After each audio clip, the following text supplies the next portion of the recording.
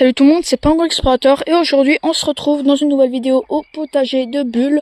Et aujourd'hui on a quelque chose à planter. Donc on va commencer par planter des poivrons, des betteraves, une petite tomate juste là. Puis on va aussi planter des poireaux d'hiver et des fenouils que je suis allée acheter au magasin. Et ensuite on va voir comment les plantations se sont passées ce week-end. Donc je vais pouvoir vous montrer comment tout a bien poussé. Allez, on commence la vidéo. Donc on va commencer ici par une tomate qui est complètement morte. Du coup je vais la remplacer par une nouvelle. D'abord je vais enlever vite fait le paillage. Hop. Après on va creuser un beau trou. Voilà. Après on va juste mettre la tomate à l'intérieur.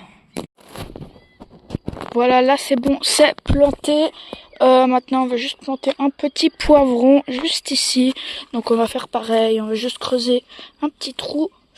Ah, ici, du sol argileux. C'est très compact, très dur à creuser. Hop, on retourne.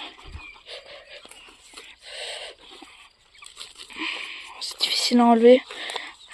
Encore les racines qui tournent dans le pot. Du coup, c'est super difficile à enlever. On creuse encore vite fait le trou. On met ça. Puis après, on rebouche. On a la petite étiquette. Et maintenant, on fait les betteraves.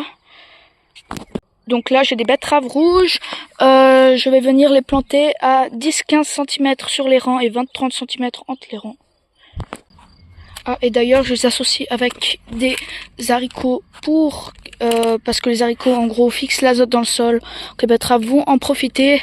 Aussi avec des salades et des capucines, juste ici. Et maintenant, je vais vous montrer pour les poireaux. Donc pour les poireaux, c'est 10-15 cm dans les rangs et 30 à 40 entre les rangs. Et il faut aussi bien les enterrer. Donc je vais les enterrer le plus possible.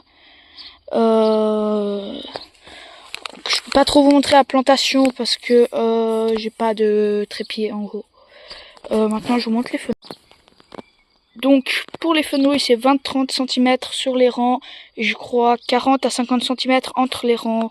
Donc là aussi je pourrais pas vous montrer. Et voilà quoi, je vous ai un peu tout expliqué. Peut-être maintenant je peux faire non, bah on se retrouve juste dans 10 minutes là. Je pense dans 10 minutes j'aurai fini. Bon voilà, j'ai un peu planté, je vous montre après. Là pour l'instant je vais faire l'arrosage automatique. Donc en gros, vous voyez, je vais connecter ça au tuyau d'eau. Après, je vais voir à peu près la longueur ici. Puis après, je vais couper environ comme ça, bien droit. Puis après, pas montrer. Comme ça, je vais connecter et après, je vais plus ou moins ouvrir selon combien je veux que ça tombe. Là, je du goutte à goutte. Alors, en gros, je vais faire ça partout. Peut-être maintenant, je vais juste montrer qu'est-ce que j'ai fait. Ici, j'ai planté les fenouils et j'ai mis pas mal de paillage parce qu'on sera en canicule. Ici, j'ai bien enterré les poireaux. Je vais voir ce que ça donne. Ici, je les ai beaucoup moins enterrés que là. Normalement, plus on les enterre, je les ai enterrés à 10 cm, plus la partie blanche est grande et après, on va venir encore les buter, c'est-à-dire mettre de la terre dessus. Et les betteraves aussi, je les ai mis, j'ai mis du paillage, ils vont pas très bien, mais je vais les arroser après. Et le système d'arrosage automatique, il n'y a pas besoin parce qu'il y en a déjà. Bon, voilà, j'ai mis mon système d'arrosage en marche. Et du coup, j'ai fini de tout planter. J'ai aussi mis partout le système d'arrosage. Si on entend des trucs comme ça, c'est qu'il y a des bugs, des cassures. En place, c'est où? C'est là.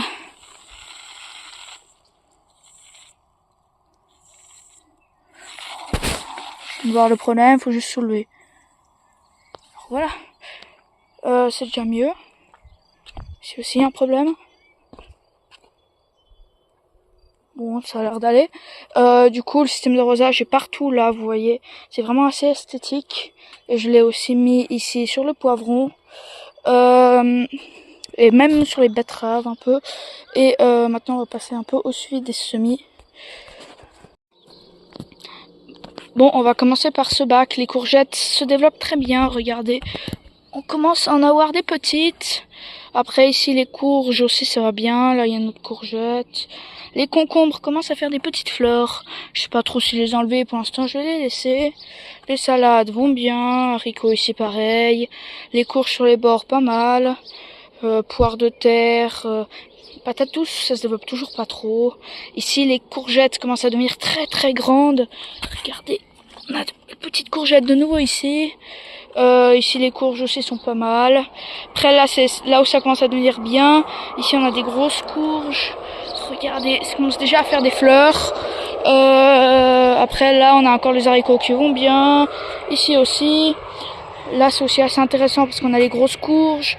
Celle-là, j'ai dû un petit peu la rediriger avec une brique. Je sais pas si je peux encore faire. Je peux faire ça un peu tout le temps. Faut qu'elle longe un peu ici.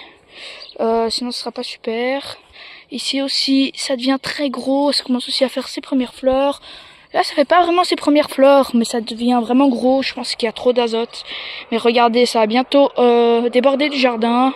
Ici, le maïs va très bien. Les patates sont vraiment immenses. Jamais eu des patates aussi grandes. Les oignons vont bien, mais ça commence à se faire prendre un petit peu par les mauvaises herbes.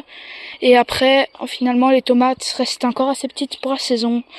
Regardez, plus grande, je crois, c'est celle-là. Encore toute petite. Et aussi là-bas, on va aller récolter des fraises. Bon, voilà, c'est déjà la fin de la vidéo. J'espère que vous l'avez aimé. Si c'est le cas, n'hésitez pas à liker, à vous abonner et à laisser un petit commentaire sous la vidéo. Peut-être vous pouvez me dire comment va votre jardin si vous en avez un. Allez, on se retrouve dans 1 ou 2 jours, vu que mon calendrier est un peu spécial cette semaine. Oh, on a les petites fleurs de noisettes. Allez, à plus!